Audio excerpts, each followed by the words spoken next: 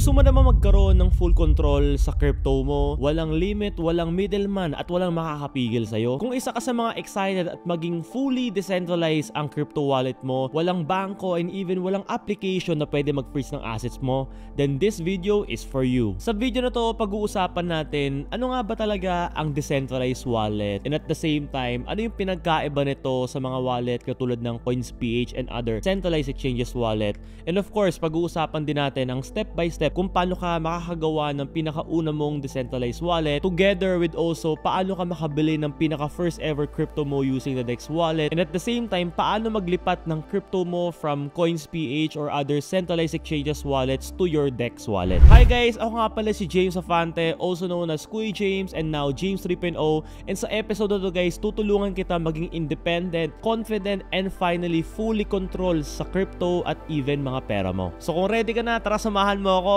Let's go! So, ano nga ba talaga ang decentralized wallet? Sa mga nauna nating videos, I'm sure once na napanood mo yun, finally right now, meron kang idea kahit papaano kung anong pinaka-main difference ng central exchanges wallets at decentral exchanges wallets. Pero kung sakaling nalilito ka pa rin, Kuya James, ano ba tong wallet na to? Ano ba talaga yung tinatawag nating decentralized wallet? So, balikan muna natin onting recap. Sa loob ng crypto, may dalawang uri po ng crypto wallet. Una natin pag-usapan is yung centralized exchanges wallet or what we call CEX. Ito yung katulad ng Coins.ph, Binance, OKX, Bybit, KuCoin, Gate.io, and other central exchanges wallets. Ito isang parang digital bank, okay? Kung may Coins.ph ka, basically may wallet ka na, pero ang problema lang talaga neto is again, nasa loob ng central exchange wallet yung pera mo. Therefore, meron silang control sa pera mo. Pero at the same time, pwede ka pa rin mag-buy and sell at magpadala ng crypto, but again, anytime pwede nilang i-freeze at i-halt yung mga transactions mo. Kung sa mundo nga ng crypto, tinatawag po namin itong not your keys. Mamaya later on maintindihan mo kung bakit natawag natin tong not your keys. So in short guys, nasa centralized exchanges pa rin ang full control ng pera mo once na nandito yung crypto asset or yung mga pera mo. Once na nag-down your app nila, maapektuhan ka or even ma-flag ka ng system nila, pwede nilang i-freeze or magkaroon ng problema yung transactions mo, which can result into a lot of like hassle, disappointment, and technically apektado yung negosyo or yung purpose ng transactions mo. So again, yung mga katulad ng mga central exchanges wallets, ito yung mga Coins.ph, which is sa Pilipinas based yun. We have also international CEXes, yung Binance, Gate.io, OKX, Bybit,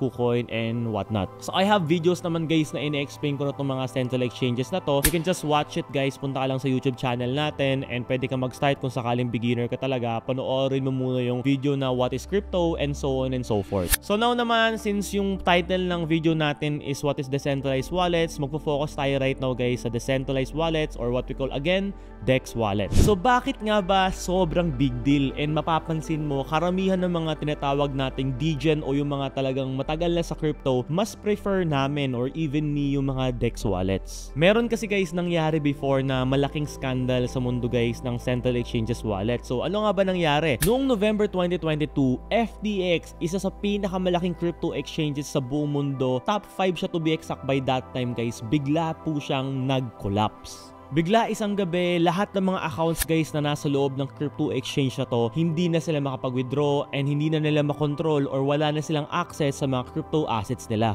Nagkaroon guys ng malaking investigation about this guys, na radyo ito, na TV to, and isa to sa mga pinakamalalaking highlight. It really one of the biggest scandal in crypto history that time. So ano nga ba nangyari? Bakit bumagsak itong FTX guys? Later on, na-find out guys ng mga investigators na pinaghalo ng FTX yung mga pera ng mga users at sarili nilang trading money. Gumamit sila ng mga user funds para sa sariling investments nila na sobrang risky actually yan sa mundo ng crypto. So again, ganito yan. Parang bangko lang din sa totoong buhay. Yung pera natin ginagamit nila pautang. Same here with crypto, ginawa nila yon. But I think ang nangyari po sa kanila is na over-risk po sila. Ibig sabihin, dumating po sila sa point na na-overuse nila yung mga pera ng mga users at hindi na nila makontrol yung level ng risk, and at the same time, nag-result ng mga losses sa kanila. At nung nalugi na po sila guys, simple lang. Once na nag-withdraw ka sa isang bangko na wala na pong pera, same goes with crypto, wala na po silang mabigay na crypto assets sa mga user nila. And that is the reason reason bakit guys na-halt yung withdrawal sa isang central exchange, and once nangyari to, this is one of the most devastating part of central exchanges. Ano naging epekto nito guys? Over $8 billion ang nawala guys sa mga users nila, therefore making FTX go bankrupt. Mahigit 1 milyong users at investors ang nawala ng access sa crypto assets nila. Yung iba nga until right now guys, hindi pa rin resolve yung mga cases at hindi pa rin nababalik or nare-recover o nare-recoup yung mga crypto assets nila. Ang sakit, di ba? Ipon mo na sana para sa future investment mo na inaasahan mo na ito yung magsa-save at magpapayaman sa'yo. Pero dahil sa isang pagkakamali ng isang central exchanges, bigla pong nawala lahat ng mga crypto assets mo. Noong way back 2008 guys, ganito rin po yung nangyari. Nag-crash yung buong bank system ng buong mundo. Therefore guys, hindi na rin makapag-withdraw yung pera ng tao, naapektuhan din po yung mga pera at investment nila. Same na same po with FTX. So again, kung gusto mo matutunan yung storya na to, pwede mong panoorin yung pinaka first ever video natin about crypto, name What is Crypto. So ang tanong, gusto mo ba talagang ipagkatiwala ang pera mo sa isang platform na pwedeng mawala? Dahil guys, sa mundo ng decentralized exchanges or DEX wallets guys, iba ang kwento dito. Number 1, ikaw lang ang may hawak ng susi mo or tinatawag nating private key sa mundo ng crypto. Again, later on maiintindihan mo kung ano yung private key na yan. Kahit mag-down ng isang platform guys, secured pa rin ang asset mo sa mundo ng decentralized exchanges. What do you mean Kuya James na hindi pwede mag-down kung mag-down yung decentralized exchanges wallets? Again, sa mundo po ng blockchain, sa mundo ng decentralized world, hindi po nila to kayang dayain, hindi nila to kayang i-manipulate, hindi nila kayang gumawa ng changes at hindi nila kayang burahin yung crypto assets mo. At the end of the day, again, ikaw lang may fully control sa crypto assets mo. Tapos kung gusto mo i-transfer yung pera mo or gumawa ng transaction kahit alas 3 pa na madaling araw guys, walang problema yan. Or kung gusto mo lang i-hold yung crypto assets mo, yung mga investments mo, itago mo lang sa safe guys, this is perfect for you. Kumbaga sa DEX guys, wala kang boss dito. Ikaw ang bangko, ikaw ang manager, ikaw ang may-ari guys. At yan ang power ng decentralization. Hindi mo kailangan ng permission, hindi ka matatakot, hindi ka kakabahan na baka ma-freeze yung account mo, and makakatulog ka ng mahimbing kahit gaano pa kalaki yung pera mo sa mundo ng decentralized exchanges. Here, you have freedom to move, you have freedom to own, and you have freedom to grow. And all of this will depend sa actions mo. All of this will depends on you. Ngayon, kung ready ka na maranasan ang freedom ng wallet na to, tara gumawa na tayo ng pinakauna mong decentralized or DEX wallets. So meron actually dalawang pinakasikat na DEX wallets guys sa mundo ng crypto. Ito yung Phantom Wallet and MetaMask. But right now, pag-usapan na lang muna natin is Phantom Wallets, and once na natutunan mo naman tong Phantom Wallet na to, madali mo na rin matututunan later on yung MetaMask. So alright, bago ka makapag-transact sa mundo ng decentralized exchange world or paano ka makapag-transfer ng pera mo from central exchange to the central exchange, kailangan mo muna ng sarili mong wallet. Pero promise guys, don't worry guys, sobrang dali lang neto. So meron tayong option here guys, makikita mo, for phone muna tayo guys magsimula, and later on guys magde-desktop tayo. So first of all guys, i-download mo muna yung Phantom app or yung Phantom Wallet. So punta ka lang sa Play Store or sa App Store, and then i-download and install mo lang yung Phantom. Search mo lang yan. So it's basically para ka lang nagda-download ng Facebook or any other applications. Tapos, choose mo yung preferred sign up guys. Pwede rin through email, but I suggest guys na continue with seed phrase kayo. So makikita mo dyan, create a seed phrase, and then once na may seed phrase ka, may makikita ka dyan na 12 words. So as you can see here, may bar, general, call, swallow. So, ano itong mga recovery phrase na to? Ito yung tinatawag nating private keys mo. Sa mundo ng crypto, in case na makalimutan mo yung password ng crypto wallet mo, ito yung magiging way para ma-recover mo yung crypto wallet mo kahit saang device. So, napaka-importante nito. So, once na may milyon-milyon yung DEX wallet mo, ito yung magsasalba sa'yo. So, ako guys, ang suggest ko po sa inyo, ang pinaka-recommendation po talaga sa buong crypto is isulat po ninyo ito sa isang papel at itago nyo po ito sa isang safe na lugar, okay? So, once na nag-click ka ng continue or next, makikita mo, i-remind ka pa rin ng application na written the recovery phrase down. So again, isulat mo to sa isang papel.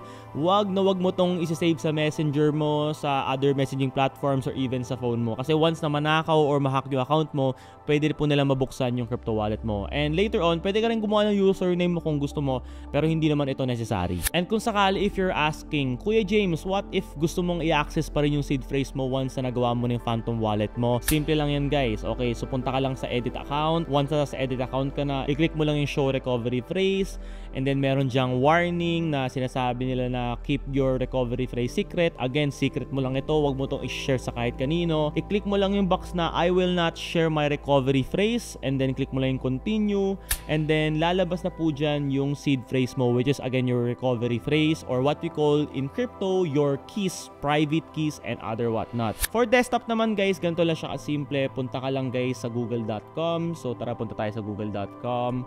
Once na sa google.com ka na, search mo lang Phantom Wallet Extension. By the way guys, ang gagamitin mong web browser dito is Chrome lang. Okay, Chrome lang po ang compatible dito. Search mo lang yung Phantom Wallet Extension, and then makikita ka ditong Phantom Chrome Web Store. So ito sa pinakataas, i-click mo lang yan, and makikita mo dyan meron itong 6 million users. Again, i-check mong maigi guys kung tama yung wallet extension, kasi may mga peke rin po nito, and makikita mo meron itong 1.1k ratings. And simple lang, once na nakita mo na siya, i-add to Chrome mo lang siya, click mo lang yung add Chrome, and then add extension. Once na na-click mo yung add extension, automatically po yan, magda-download po yan, and lalabas po itong pop-up na nakikita ninyo.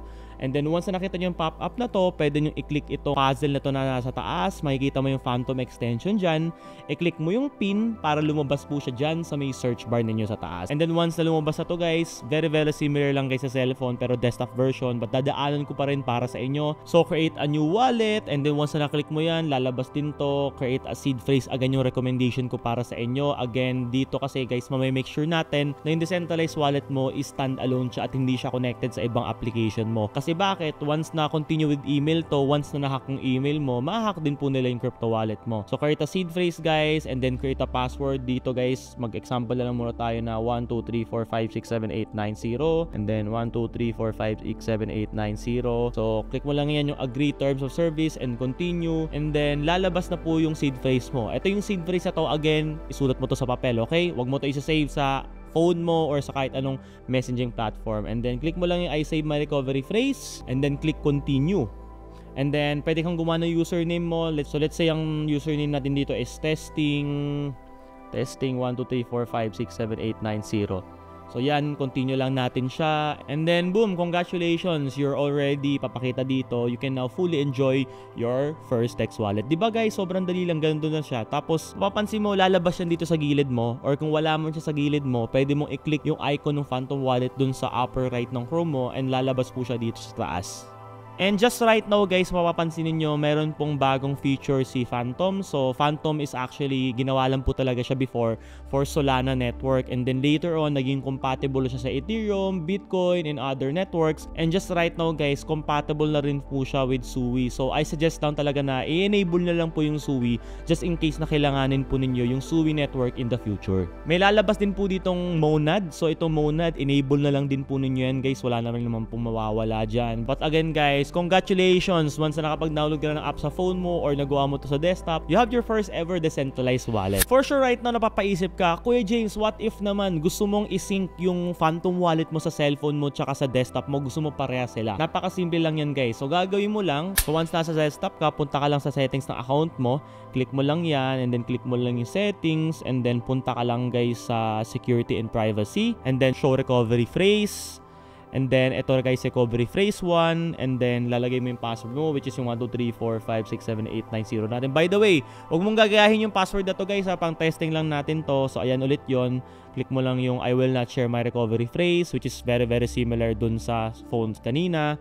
And then lalabas na to. So ito naman, ang gagawin mo, itong recovery phrase na to, once na nag-login ka guys dun sa Phantom wallet sa phone mo, instead of create a new wallet, i-click mo naman yung I already have a wallet, and then i-encode mo lang tong recovery phrase na to, and then boom, may access ka na dun sa iisang Phantom wallet mo or iisang decentralized wallet mo using your phone and your desktop at the same time. So guys, pansin mo, ang bilis diba? Ganun lang po kadali mag-setup guys ng decentralized or Phantom wallet mo. So again guys, seed phrase reminders or recovery phrase reminders letters or private key reminders guys, napaka-importante. Once nakuha mo yung 12 words na yun kanina, itago mo ito at isulat mo to sa papel at itago mo sa safe na lugar. Wag na wag nyo pong isa-save sa cellphone niyo. Wag na wag nyo pong isi-screenshot. Wag na wag nyo pong ilalagay sa Messenger or any other messaging platform and even sa notes ng phone mo. Mas okay na ilagay mo ito sa notebook or iipit mo sa wallet mo. Ilayo mo to sa ibang tao. Kahit kami, hindi dapat namin malaman yan. And again guys, do not entertain anyone na mag-message sa'yo at hihingin tong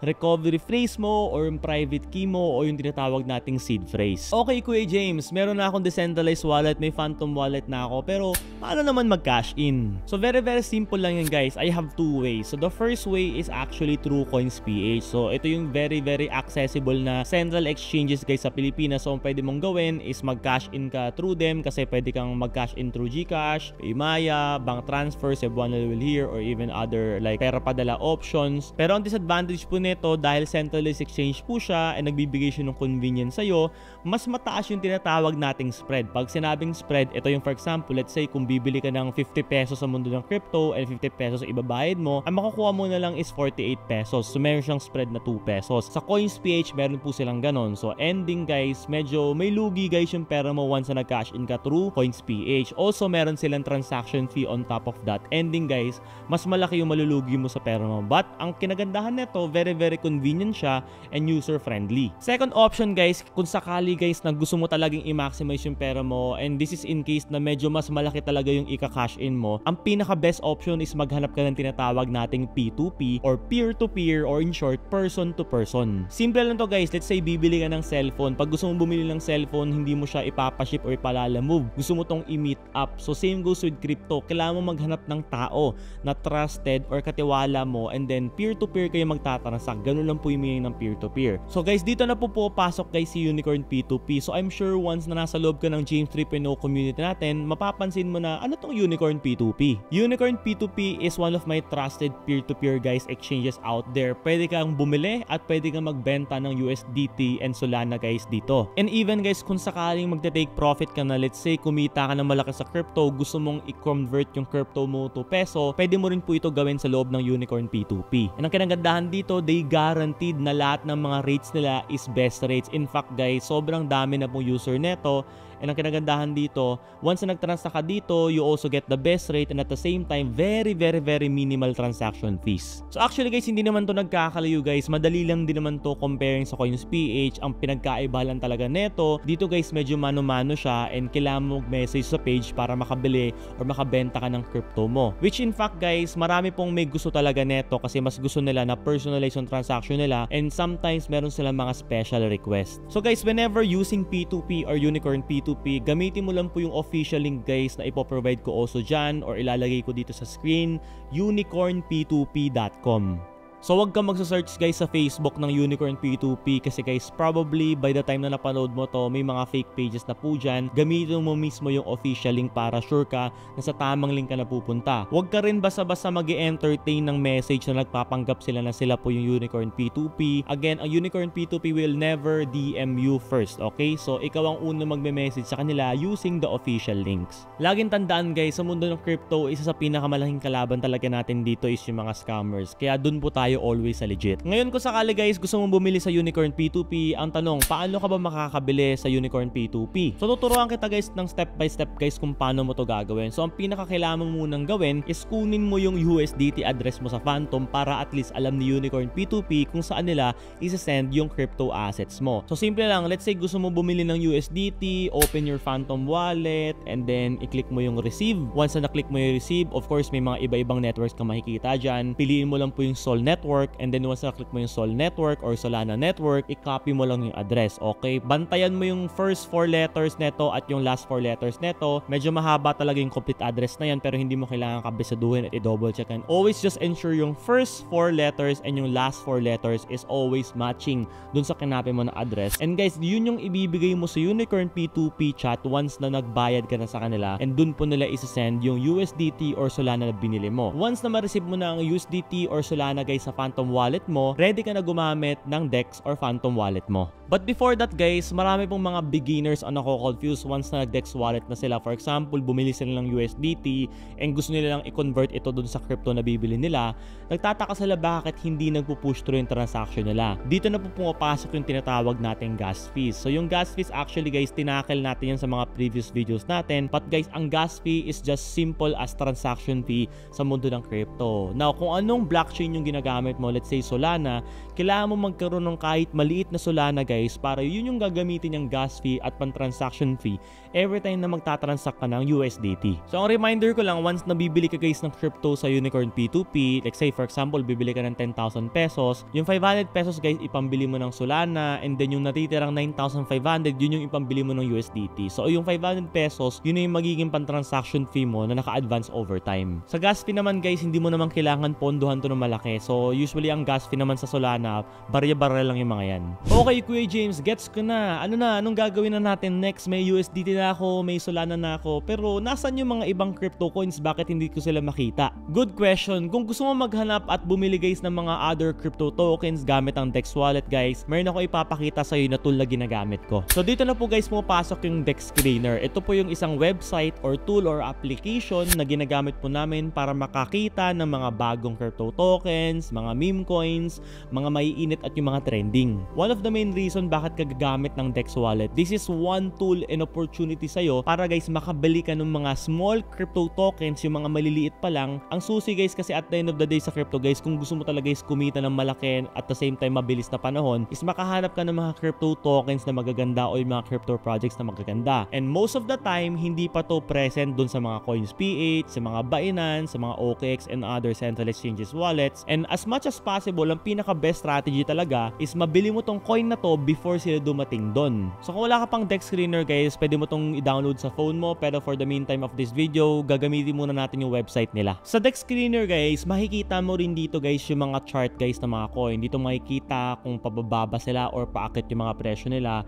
Ito rin po yung ginagamit guys ng mga traders, again yung mga degen katulad ko, para magbantay ng mga presyo ng mga bagong crypto tokens. But don't worry guys, sa mga next videos natin guys, ituturo natin kung paano ba yung mga chart reading or technical analysis, paano natin malalaman kung kailan yung pinaka best time bumili at kailan yung pinaka best time magbenta, paano yung tinatawag nilang buy the dip daw. So lahat yun guys ituturo natin yung sa mga upcoming videos. So kung di ka pa nakasubscribe guys sa YouTube channel natin, go na, subscribe ka na. So step by step guys, paano hanapin yung coins guys na mabibilis. So simple lang guys, ang gagawin mo lang, punta ka lang sa Google ulit, google.com. Once nasa Google ka na guys, i-search mo lang po sa Google yung DEX Screener. So once na naklik mo na siya, may lalabas dyan guys sa taas, DEX Screener or dexscreener.com. I-click mo lang po yan and automatically meron siyang verification para ma-make sure niya na hindi ka bot or tao ka.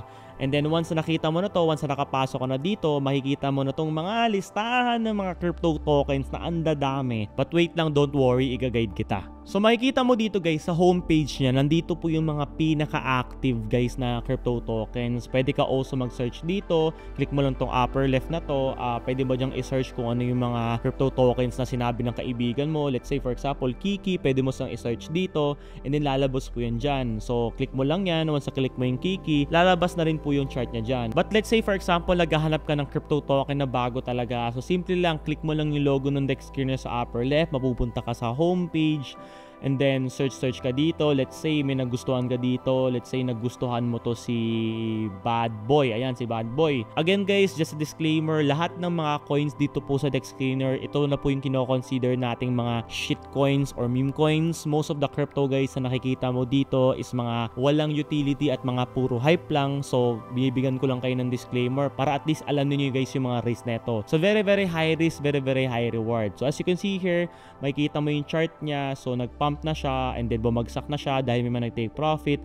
And then also dito sa baba, mapapansin mo nandito yung mga transaction every second, sino yung mga wallet na yan. And dito guys sa gilid, makikita mo yung may mga isda, may mga shrimp, may mga dolphin, may mga whale pa nga dito minsan guys, which is yung buntot. So check natin kung meron tayong makikita. Wala. So yung whale, pag nakita mo, ibig sabihin nun guys, malaki yung buying at selling niya. Pag isda naman, saktuan lang, at pag shrimp, sobrang liit. At dolphin, moderate siya. So makikita mo rin also dito guys, pag kulay green siya, yung buy, ibig sabihin bili po siya pag green, and then pag sell yung ginagawa ng wallet na yun, red naman po siya. And also dito guys sa left side, again, makikita ninyo yung mga wallet address, yung example itong nakikita mo dito sa listahan na to, yung mga letters na yan po yung last letters ng wallet nila. And kapag kulay green yung wallet, ibig sabihin guys, nag-profit tong crypto wallet na to.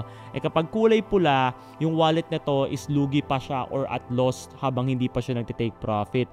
So dito mo siya masusukat, and once na hinover mo yung mouse mo sa kanya, makikita mo dito for example, ito, kita mo bot niya $5.18, nag-sold siya $6.86. So meron siyang PNL or profit na $1.68. And dito naman guys sa right side guys, makikita mo yung name niya. So pangalan niya dito is Bad Boy, and then meron siyang /stall. Ibig sabihin Solana network guys yung pair neto or yung blockchain na ginagamit neto. May makikita ka rin ditong parang leaf na may 9H. This means na 9 hours ago pa lang ginawa yung crypto token na to. So very bago pa lang siya. So kung sakali makahanap ka ng crypto token na makikita mo na parang 5 minutes, 10 minutes pa lang dyan, very good opportunity yun para sa'yo. And then makikita mo dito sa katabi niya, meron siyang parang apoy and then number 5. So ibig sabihin top 5 siya currently right now guys sa volume sa DEX screener. And then may makikita kang thunder sa gilid. Yung thunder naman guys, ito yung tinatawag naming boost sa mundo ng DEX screener. So para tong ads, the more boost na may makikita ka guys dito guys sa isang crypto token sa DEX screener, the more na mas tumataas yung popularity niya. And then may ginamit sa baba niya, makikita mo yung Solana at anong platform yung ginamit guys ng crypto token ito para mag-launch siya, which is here nakikita natin, ginamit niya po yung PumpFun. And then sa baba niya makikita mo yung website. Itong pag-click mo yung website guys, mapupunta tayo sa website niya. Once na kinilik mo siya, may warning guys na stay safe. So ako suggest ko wag kayong basta-basta mag-click ng website, and just be very cautious and use a blank na web Chrome browser profile. Huwag yung gagamitin yung browser niyo na may email ninyo. So gumamit kayo ng web browser. For example, yung ginagamit ko right now is just for testing. And then once you click yung understand, mapupunta kayo sa website niya. So for example, ito Bad Boy Bikini Club. So for sure meme coin to. So makita mo naman yung ginagawa nila kila Elon Musk, kila Donald Trump, kila dun sa presidente ng North Korea, di ba? So usually talaga guys sa mundo ng meme coin, kaya po siya tinawag na meme coin. Again, dun sa video natin na what are meme coins, is joke coin po itong mga to. And then may makikita ka rin Twitter dito. So pag kinilik mo yung Twitter na yan, may warning ulit siya. Once na click mo yung I understand, mapupunta ka sa Twitter niya, and then makikita mo dito kung marami siyang followers. So, pero sometimes peke yan. But again guys, make sure to do your own research guys whenever guys pupunta kayo sa mundo na to. So, dito naman guys, sa baba niya makikita mo yung price in USD. So, ito yung current presyo niya. As you can see guys, very lively talaga. Nagbabago siya every second. So, dito naman sa right side guys, makikita mo naman yung Solana price niya. But ako nagbe-base talaga ako palagi sa USD price. And then, dito naman sa baba ulit niya, may makikita ka ditong liquidity. So, itong liquidity guys, basically, dito mo makikita kung nakalock ba yung liquidity ng isang crypto token. So as you can see here, may makikita kang lock dito. Pag di ka nakakita ng lock na ganito guys, I don't recommend na pasukin mo yan. FDV and market cap, dito makikita guys kung gaano na po kalaking pera yung nakapasok sa crypto na to. And you can see here also below, there's 5 minutes. Sa 5 minutes, ilang percent na po yung ginain niya o binagsak niya. So as you can see here, 5 minutes 6%, 1 hour 27%, 6 hours 19%, and 24 hours 700%. So imagine mo kung 24 hours ago nag-invest ka sa coin na to, nag 7 times na po yung pera mo right now. And kung nag-invest ka rin dito or bumili ka na itong crypto token na to 1 hour ago, you earn 27%. So ganito po talaga yung mundo ng meme coin. But guys, just a warning, pwede rin po ito bumagsak na mabilis. And then dito sa baba, mapapansin mo meron ditong transactions, TXN. So meron siyang 34,000 transactions. So dito mo makikita guys kung marami ba talaga nag-trade. Andito yung volume niya sa baba. So meron siyang volume na 2.8 million. So ibig sabihin, there's a total of 2.8 million dollars guys na tinitrade money in and out guys sa crypto token na to. And then merong makers. Itong makers naman, ito yung individual wallets na nagtitrade. So there's 34,000 transactions and there's 6,147 makers. So ibig sabihin, itong 6,100 plus na makers na to, sila yung gumawa ng 34,000 transactions na to.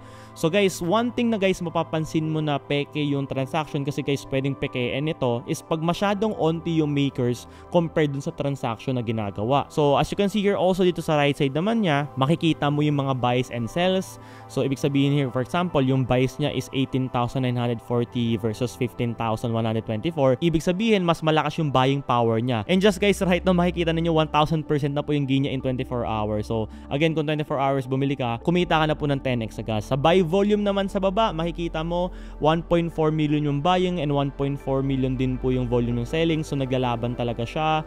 Sa buyers naman, meron po tayong buyers na 5,880 wallets and 4,684 wallets. So as you scroll down guys, may makikita ka ditong button. Makikita mo tong watchlist. Pag kinilik mo tong watchlist guys, para mo siyang in-add sa favorites mo. So mapupunta yan guys sa listahan guys, sa priority list ng account mo sa Dex Screener. By the way, pag gumagamit ka ng Dex Screener, pwede ka rin pong gumawa ng account dito using your Gmail. And then once na-click ka ng alerts, pwede mo tong i-explore. Yung alerts naman, pwede ka mag-set ng, let's say, for example, tumama siya at certain price levels, magno-notif yung sa cellphone mo or sa desktop mo. And then sa scroll down ka lang, and then usually guys, dun sa ilalim ng buy and sell, may makikita ka ditong ads, so wag mo lang papansinin yan. And then dito rin yung mga ibang information, per created, ibig sabihin ng per created, kailan ginawa yung crypto token. As you can see here, 9 hours and 22 minutes ago. Pool created by Bad Boy, sino yung gumawa ng crypto token na to, Pool Sol, Pair, Bad Boy Solana. So medyo technical na to, don't worry guys, later on in the future gagawa tayo ng mas comprehensive guide guys, para guys alam nyo talaga kung paano gamitin tong platform na to. And then guys, as you scroll down, may makikita kayo ditong audit. As you can see sa audit, no issues. So kinagandahan guys sa Dex Screener guys, automatically chine-check na rin po niya guys yung crypto token kung may mga issues ito, at pwede itong maging rug pull or may potential scam na idulot ito sa community. As you can see here guys, wala siyang issues, kaya po lumalabas na no issues. And then dito yung mga rocket, may fire, may shit, and then may red flag. So dito mo rin makikita yung sentiment ng tao, kung bullish ba sila. So pag mas marami ka nakikitang rocket, ibig sabihin okay, maraming tumitingin sa crypto token na yon. So dito naman sa may baba also guys, makikita mo na yung title niya, again yung website and Twitter niya, and yung description ng project itself. And dito naman sa baba, let's say for example, gusto mo ng converter, let's say meron kang 1 million tokens ng Bad Boy. Lagay natin dito 1 million. So as you can see here guys, yung 1 million token mo, ang total worth niya po in dollar is $534. So let's say kung meron kang 1 million Bad Boy, pag convert mo siya into USD, pag tinake profit mo siya at this point of time, meron ka matitake profit na $534. And then dito naman sa left side guys, medyo technical na rin itong mga to guys. Sa mga next videos na lang natin to itatakil, but right now guys, focus muna tayo guys sa mga simple. So as you can see here again, ito yung chart niya. So pwede mo itong magamit, pwede mo itong i-explore. Huwag kayong matakot gumamit ng Dex Screener kasi wala naman pong connected na wallets dito once na gumawa ka ng account using your email. Wala pong matatransact sa wallets ninyo. So pwede mo siyang i-experiment. So pwede kang mag-drawing ng mga kung ano-ano dito. Let's say gagawa ka ng mga chart na ganyan. Magdo-drawing ka ng mga, let's say, mga triangle or mga let's say ganyan, magdo-drawing ka ng mga ganyan-ganyan, pwede mo siyang gawin lahat. But again, magkakaroon tayo ng separate video for this. But for the meantime, kung sakaling nag-access ka sa website na to, pwede mo siyang i-experiment. So guys, bibigyan ko lang kayo ng reminder guys regarding guys sa mga fake at mga shitcoins. Sa crypto guys, marami pong mga fake tokens guys na gumagaya po ng mga, for example, even Bitcoin itself. So again guys, do your own research. Kapag hindi ka sure, hindi ka komportable, hindi mo alam yung binibili mo, wag mo po itong bilhin. So kung sakali guys na hindi ka pa marunong mag-do your own research or Dior, meron akong separate video for this one. Ang title po nito is How to Start Crypto. Dun sa video na yun guys, meron akong pinakita na 4 basic steps guys para ma-check mo kung legit ba or scam yung crypto projects na binibili mo. And pag sinunod mo to, magagaranti ko sa iyo guys na finally at that time, mas magiging safe at mas magiging legit ang pagbili mo guys ng crypto. Kaya ang dapat mong gawin guys kung sakaling bibili ka guys ng crypto token guys using your Dex wallet, so once nasa Dex Screener ka, ang gagawin mo is magka-copy ka ng contract address. So for example, kay Bad Boy guys, paano natin i-copy yung contract address nito? So nakikita mo yung pangalan ni Bad Boy sa taas, mayroong copy button dyan. Or kung sakaling mag-scroll down ka, may makikita ka dito na Bad Boy, yung pangalan, i-copy mo tong 8GLIZ ... Simple lang, bubuksan mo ulit yung Phantom wallet mo, ilalagay mo yung password mo, and then once na na-open mo na siya, ang gagawin mo guys is ganito. So pupunta ka dito sa swap. Ito na yung time na bibilin mo na siya. Pag nasa swap ka guys, nandito yung Solana, papalitan mo ito ng USDT mo. Depende rin, you can also swap yung Solana. But again, ako ang ginagawa ko, ang suggested ko, yung Solana po is gawin mo po siya pang gas fee lang. So for example, let's say $5, bibili tayo ng $5 ng crypto token na to. Ang gagawin mo is ipipaste mo dito yung kinapi natin, which is eto. Okay yan, Bad Boy Bikini Club.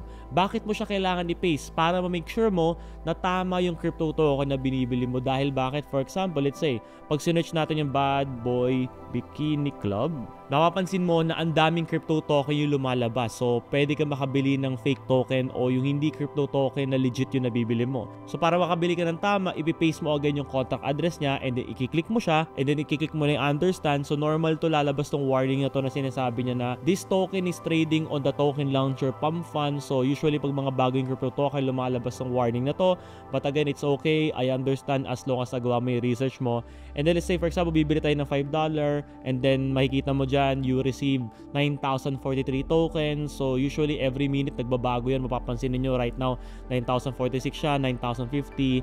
And then, pag click mo yung swap now, magsuswap tokens po siya, dire-diretso po yan, and then completely it's done. And then once na kanilik mo yung close, makikita mo sa home mo na nandito na po siya. And then paano naman guys kung sakaling iti-take profit mo to? Pag iti-take profit mo to, simple lang, i-click mo lang yung Bad Boy Bikini Club, and then once na kanilik po siya, click mo lang din po yung swap.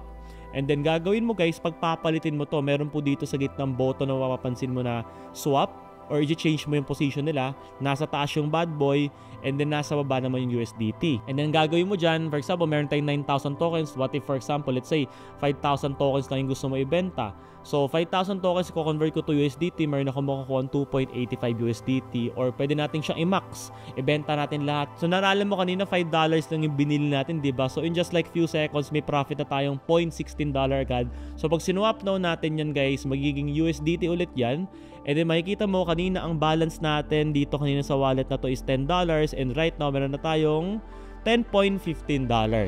So guys, di ba pansin nyo ang dali lang guys, ganun lang siya ka-easy. Pero guys, again, reminder ko, wag kayong magpapakampante. Always do your own research all the time. Pero guys, meron pa tayo isang topic guys na hindi natatakil. Ito naman yung kung paano mo ililipat yung crypto asset mo from Coins.ph to Dex Wallet. So guys, ganito lang siya kasimple. So let's say meron kang Kiki token na lang sa Coins.ph mo guys and gusto mo tong ilipat dun sa Phantom Wallet mo para mas magkaroon ka ng control, para mas maganda yung rates na makuha mo at para mas maging flexible yung crypto assets mo. So simple lang yun guys. So first of all, open mo muna yung Phantom Wallet mo. Again, open natin siya.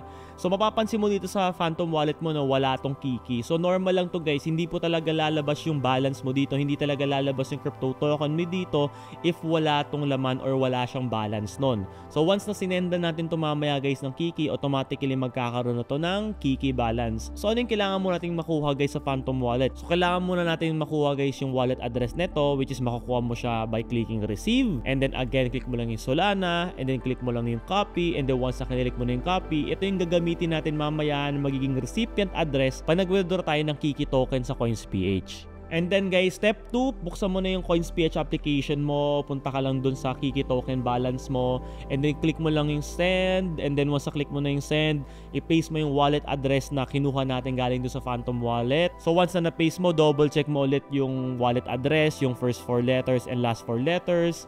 Tama ba yung network? Tama ba yung Kiki token na gusto mo withdrawin? 1,000 ba siya or what not? And then kung confirm na to lahat, kung na-double check mo lahat, nag-triple check mo na, pwede mo na-click yung confirm. And boom!